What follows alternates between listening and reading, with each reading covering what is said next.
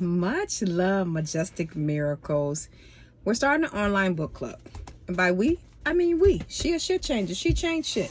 Share her story and truth. And the truth is, we are worthy of love. We deserve love.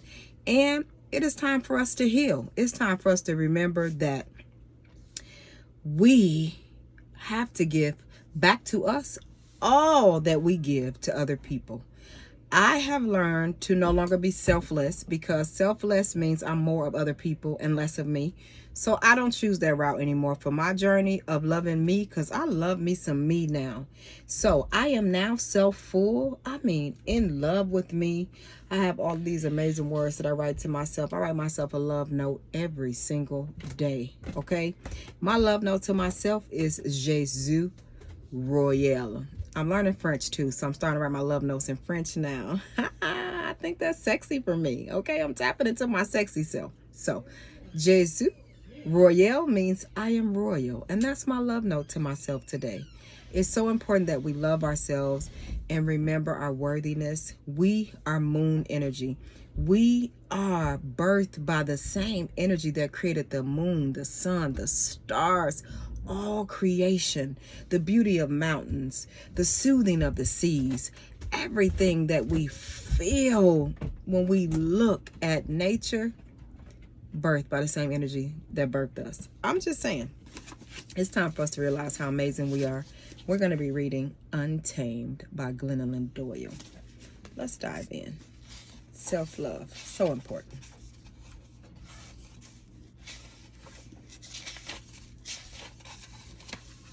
Cheetah. 2 summers ago, my wife and I took our daughters to the zoo. As we walked the grounds, we saw a sign advertising the park's big event, the Cheetah Run. We headed toward the family, scouting out their viewing spots, and found an empty stretch along the route. Our youngest, Emma, hopped up on my wife's shoulders for a better view. A peppy blonde zookeeper in a khaki vest appeared. She held a megaphone and the leash of a yellow Labrador retriever. I was confused. I don't know much about animals, but if she tried to convince my kids that this dog was a cheetah, I was getting a Cheetah Run refund. She began, "Welcome, everybody. You're about to meet our resident cheetah, Tabitha." "Do you think this is Tabitha?" "No," the kids yelled. "This sweet Labrador is Minnie, Tabitha's best friend. We introduced them when Tabitha was a baby cheetah, and we raised Minnie alongside Tabitha to help tame her. Whatever Minnie does, Tabitha wants to do." The zookeeper motioned toward a parked Jeep behind her. A pink stuffed bunny was tied to the tailgate with a fraying rope. She asked, "Who has a Labrador at home?" Little hands shot into the air. "Whose lab loves to play chase?" "Mine," the kids shouted. "Well, Minnie loves to chase this bunny. So first, Minnie will do the cheetah run while Tabitha watches to remember how it's done. Then we'll count down. I'll open Tabitha's cage and she'll take off."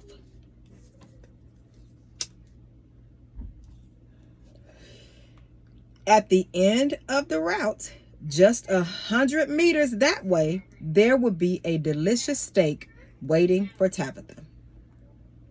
The zookeeper uncovered Tabitha's cage and walked Minnie, eager and panting, to the starting line.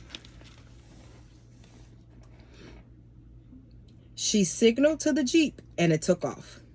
She released Minnie's leash and we all watched a yellow lab joyfully chase a dirty pink bunny. The kids applauded earnestly. The adults wiped sweat from their foreheads. Finally, it was time for Tabitha's big moment. We counted down in unison. 5, 4, 3, 2, 1. The zookeeper slid open the cage door and the bunny took off once again.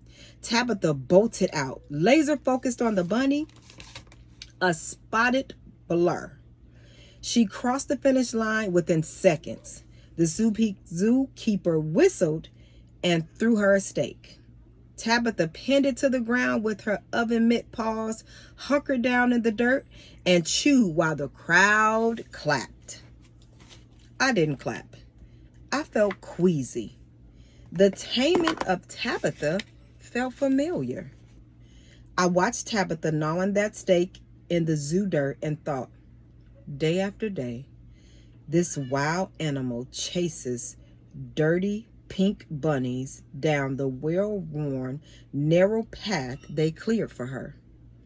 Never looking left or right, never catching that damn bunny, settling instead for a store-bought steak and the distracted approval of sweaty strangers. Obeying the zookeeper's every command, just like Minnie, the lab she's been trained to believe she is. Unaware that if she remembered her wildness just for a moment, she could tear those zookeepers to shreds.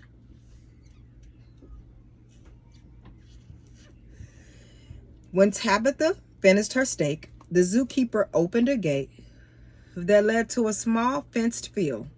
Tabitha walked through and the gate was closed behind her.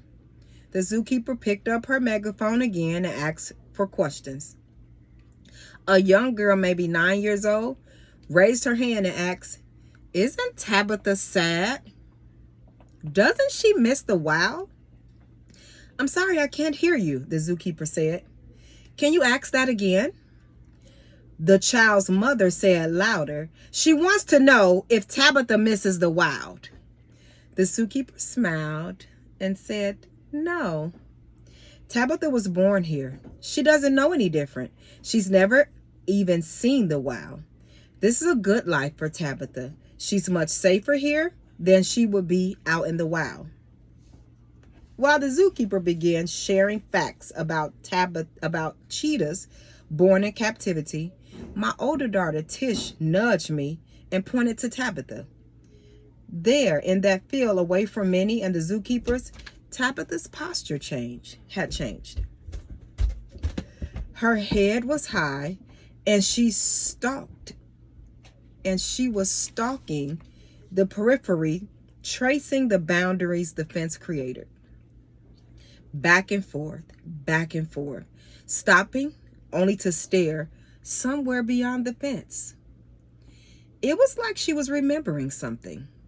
She looked regal and a little scary. Tish whispered to me, "Mommy, she turned wild again." I nodded at Tish and kept my eyes on Tabitha as she stalked. I wished I could ask her, "What's happening inside of you right now?" I knew what she'd tell me. She'd say, "Something's off about my life. I feel restless and frustrated. I have this hunch that everything was supposed to be more beautiful than this. I imagine fenceless, wide open savannas. I want to run and hunt and kill. I want to sleep under an in black, silent sky filled with stars. It's also so real I can taste it." Then she looked back at the cage, the only home she's ever known. She looked at the smiling zookeepers, the bored spectators, and her panting, bouncing, begging best friend, the lab. She'd sigh and say, "I should be grateful. I have a good enough life here. It's crazy to long for what doesn't even exist." And I'd say, "Tabitha, you are not crazy. You're a goddamn cheetah." And we're going to stop right there. This is a great book, okay? And I'm starting to remember now the Audible from reading, but oh my greatness, we need to know this. I'm a goddamn goddess, okay? Somebody say it with me, and you don't gotta say the goddamn if you don't say goddamn. Don't say that, okay? Do say this. I am worthy of all the love that I give. I deserve every bit of love that I give. I deserve it. Say that, okay? Say some love to self because we're worthy. We're so majestic, moon energy, that we're magical.